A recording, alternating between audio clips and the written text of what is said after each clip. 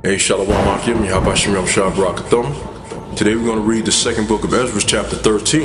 This is 2nd Ezra, chapter 13. And it came to pass, after 7 days, I dreamed a dream by night. And lo, there arose a wind from the sea, that it moved all the waves thereof. And I beheld, and lo, that man waxed strong with the thousands of heaven. And when he turned his countenance to look, all the things trembled that were seen under him. And whensoever the voice went out of his mouth, all they burned that heard his voice, like as the earth faileth when it feeleth the fire. And after this I beheld, and lo, there was gathered together a multitude of men out of number from the four winds of the heaven, to subdue the man that came out of the sea. But I beheld, and lo, he had graved himself a great mountain, and flew up upon it. But I would have seen the region or place whereof the hill was graven, and I could not. And after this I beheld, and lo, all they which were gathered together to subdue him were sore afraid, and yet durst fight.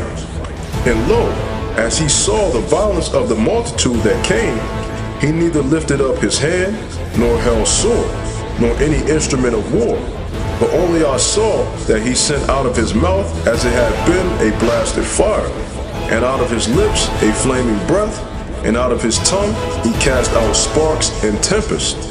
And they were all mixed together, the blast of fire, the flaming breath, and the great tempest, and fell with violence upon the multitude which was prepared to fight, and burned them up every one, so that upon a sudden of an innumerable multitude nothing was to be perceived, but only dust and smell of smoke.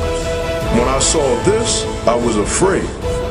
Afterward I saw the same man come down from the mountain, and call up unto him another peaceable multitude.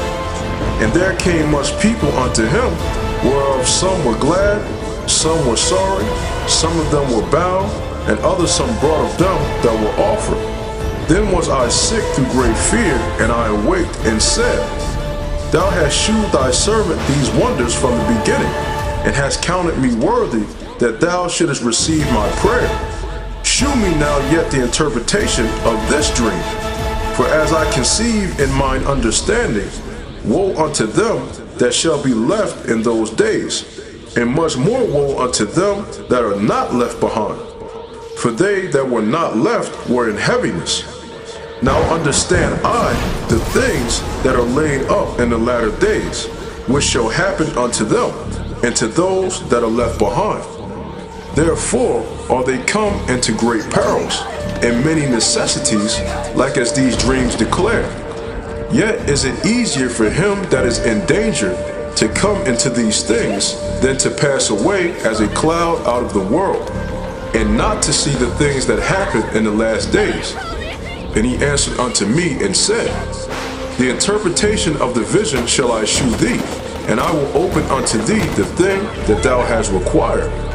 Whereas thou hast spoken of them that are left behind, this is the interpretation. He that shall endure the peril in that time hath kept himself. They that be fallen into danger are such as have works and faith toward the Almighty. Know this therefore, that they which be left behind are more blessed than they that be dead. This is the meaning of the vision. Whereas thou sawest a man coming up from the midst of the sea, the same is he whom Yahweh the highest hath kept a great season, which by his own self shall deliver his creature, and he shall order them that are left behind.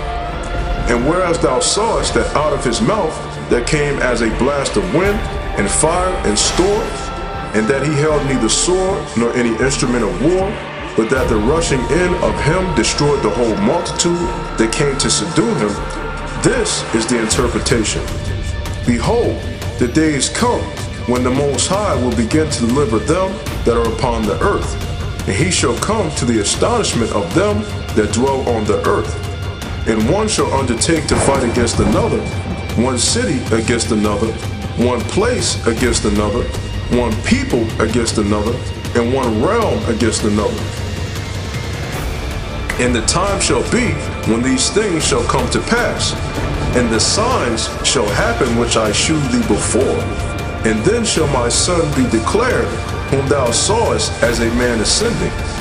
And when all the people hear his voice, every man shall in their own land leave the battle they have one against another. And an innumerable multitude shall be gathered together as thou sawest them, willing to come and to overcome him by fighting. But he shall stand upon the top of the Mount Sion, and Sion shall come and shall be shewed to all men, being prepared and builded, like as thou sawest the hill graven without hands. And this my son shall rebuke the wicked inventions of those nations, which for their wicked life are fallen into the tempest, and shall lay before them their evil thoughts, and the torments wherewith they shall begin to be tormented, which are like unto a flame, and he shall destroy them without labor by the law which is like unto fire.